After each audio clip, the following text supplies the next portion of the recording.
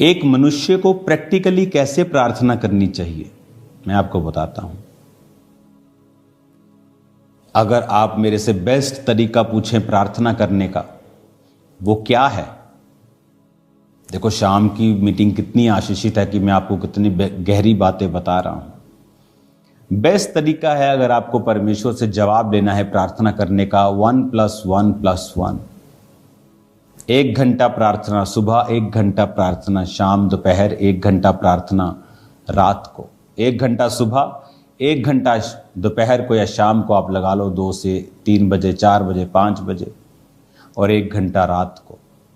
1 घंटा आप सुबह प्रार्थना करते हैं, प्रभु तू महान है, हालेलुया, धन्यवाद प्रभु यीशु। जब आपकी 40-45 मिनट की प्रार्थना हो जाती है, फिर आप वर्सेस निकालिए। अगर आपको हीलिंग की जरूरत है, यशाया 54 निकालिए, भजन संहिता 103 निकालिए, नीति वचन 3 निकालिए। जहां जहां परमेश्वर ने हीलिंग प्रॉमिसेस किए हैं बाइबल में, उन सब वर्सेस को निकालिए, उन्हें निकाल कर उन्हें पढ़िए प्रार्थना में ही। प्रभु तेरे वचन में ये लिखा है। अगर मैं आपको यशाया 40 पढ़िए, 28 से लेकर 31 तक। भजन संहिता 103 पढ़िए, जहां पर परमेश्वर ने लिखा है कि वो तेरे अधर्म को क्षमा करता है और तेरे रोगों को चंगा करता है। भजन संहिता 103:3, वही तो तेरे सब अधर्म को क्षमा करता है और तेरे सब रोगों को चंगा करता है। इन वर्सेस को पढ़िए 10-15 मिनट, इन वर्सेस से प्रार्थना कीजिए। उसके बाद अगर आपके पास अनॉइंटिंग ऑयल है, अपने आप को उससे मसा कीजिए। लास्ट में थैंक्स कीजिए, प्रभु तेरे कोड़े खाने से मैं चंगा हो चुका हूं, तेरा थैंक्स करता हूं, आमीन कर दीजिए। दोपहर को फिर 40-45 मिनट प्रार्थना, फिर वर्सेस के साथ परमेश्वर के सामने अपनी वर्सेस से रखनी। इन अध्यायों से, इन वर्सेस को बोलकर प्रभु को बताना कि तेरे वचन में ये लिखा है। और दिन रात कहता मेरे नाम की जो दुहाई देते हैं। संडे थर्सडे दुहाई देने वाले बहुत हैं, चलो संडे जाके दुहाई दे देते हैं। उसके बाद सोमवार क्या, जो सुबह से बर्तन मांज के, जो काम घर का, जो आदमी अपने ऑफिस में जाता है, कोई प्रार्थना वाला जीवन नहीं।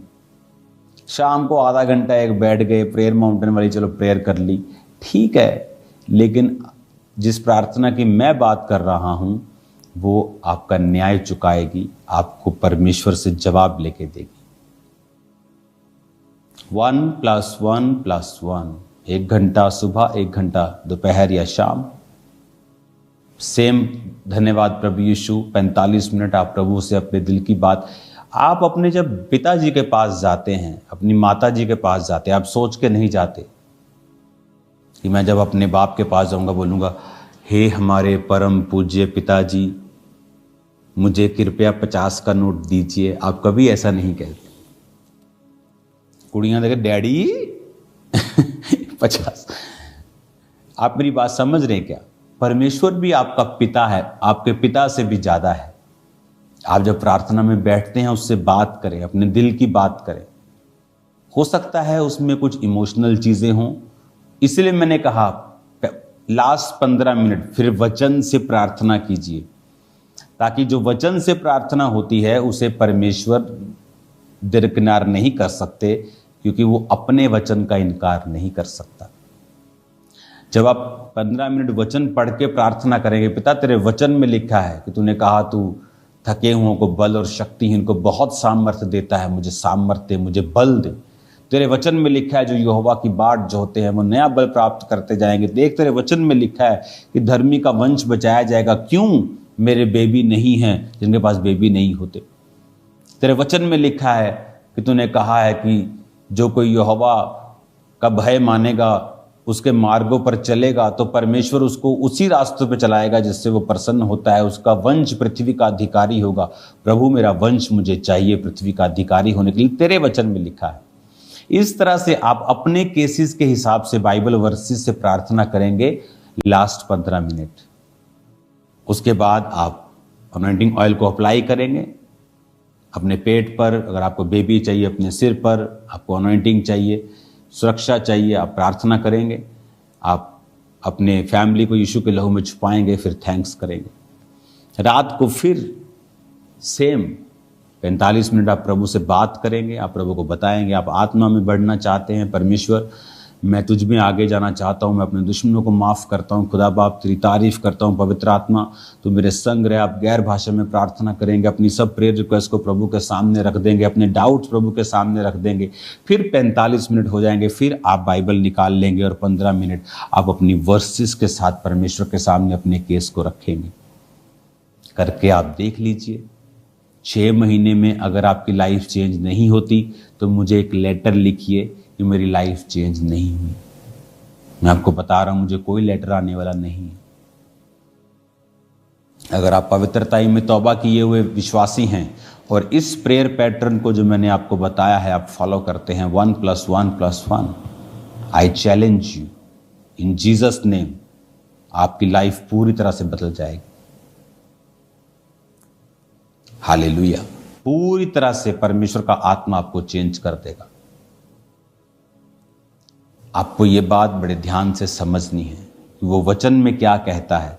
परमेश्वर कहता है उस अधर्मी न्यायी को, अधर्मी है, पापी है, अच्छी कुर्सी पर है, उसको देख। वो कहता मैं न्याय चुका दूंगा, मेरे नाक में दम ना कर दे। तो कहता तुम मेरे नाक में दम करो। कैसे? शब्दों से नहीं, अपने इमोशंस से नहीं, वचन के साथ। वो वचन का इनकार नहीं कर सकते। वैसे मैंने कहा 45 मिनट पर करो प्रार्थना। उस 45 मिनट में प्रभु के सामने अपनी चीज़ों को रखो, डाउट्स को रखो, उसे शेयर करो, गैर भाषा के साथ भी प्रार्थना करो ताकि आत्मा के साथ भी आपकी प्रार्थना हो जाए। फिर 15-20 मिनट वचन के बीच से करो प्रार्थना। ये नहीं एक बार कर ली फिर 2 दिन बाद कर ली। नो, सुबह, दोपहर, शाम, सुबह, दोपहर, शाम। टीबी का डॉक्टर जब टीबी की दवाई देता है बोलता है एक दिन भी मिस की ना तो दोबारा से कोर्स शुरू होगा। मैं आपको यही कह रहा हूँ, मिस नहीं करना, दिन और रात उसके नाम की दुहाई देते रहना।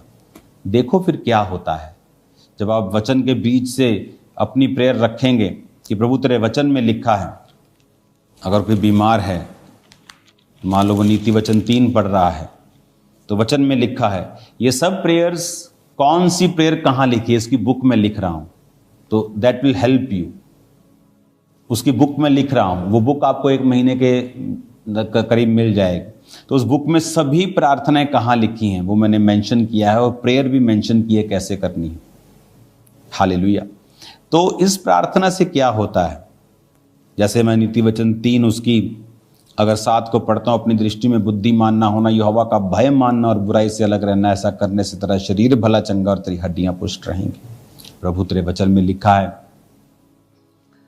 कि तेरी हड्डियां पुष्ट रहेंगी, शरीर भला चंगा रहेगा। प्रभु मेरे शरीर को भला चंगा कर। इस तरह से आप प्रार्थना करते हैं। तेरे वचन में लिखा है प्रभु तेरी हड्डियां पुष्ट रहेंगी, प्रभु मेरी हड्डियों को पुष्ट कर, मेरे शरीर को पुष्ट कर, ये वाली बीमारी वो वाली बीमारी नाम लेके आप बोलेंगे मेरे जीवन से निकाल दे। जब आप वचन से प्रार्थना कर लेंगे, लास्ट में आप थैंक्स करेंगे, प्रभु आपने मेरी प्रार्थनाओं को सुना, मैं इन जीवितों की धरती पर हूँ, आपका शुक्रगुजारी करने के लिए, आपका थैंक्स करने के लिए मैं रोज आंखें खोलता हूँ। धन्यवाद प्रभु यीशु। सुबह, दोपहर, शाम, सुबह, शाम, रात 3 बार आप प्रार्थना करेंगे। 1 घंटा 1 घंटा 1 घंटा 1 घंटा 1 घंटा 1 घंटा। मैंने कहा मुझे फिर लेटर लिखिए 6 महीने बाद।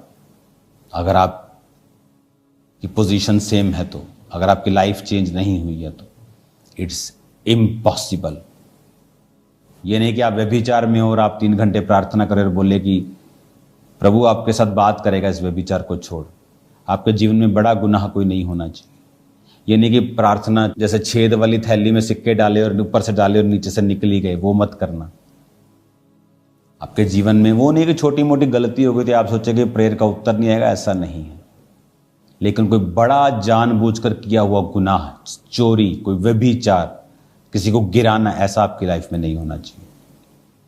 1+1+1 मैं वेट कर रहा हूं। ये वचन आपकी लाइफ को चेंज कर देगा। आप देखिए फिर, अगर आपका बच्चा नहीं प्रभु में है, 45 मिनट के बाद वंशों की प्रार्थना में वर्सेस के साथ कीजिए। बुक तो आपको जल्दी मिल जाएगी, आप बुक से जान पाएंगे कि वंश की प्रार्थना कहाँ करनी है, डर से मुक्ति के लिए कहाँ करनी है, डिप्रेशन से मुक्ति के लिए बाइबल में कहाँ वचन लिखा है, शारीरिक हीलिंग के लिए, फाइनेंशियल हीलिंग के लिए, कर्जे से मुक्ति के लिए, दोस्त के लिए कैसे प्रार्थना करनी, भाइयों के लिए, सब लिखा है उस बुक में, मिल जाएगी आपको। लेकिन इन वर्सेस को खुद पढ़िए, ढूंढिए, आगे बढ़िए, प्रेयर कीजिए, वो आपका न्याय चुकाने के लिए तैयार है। God bless you all. प्रार्थना कीजिए 21 सितंबर तक फास्टिंग में, चर्च के लिए सब सरकारी काम जो है वो हल हों,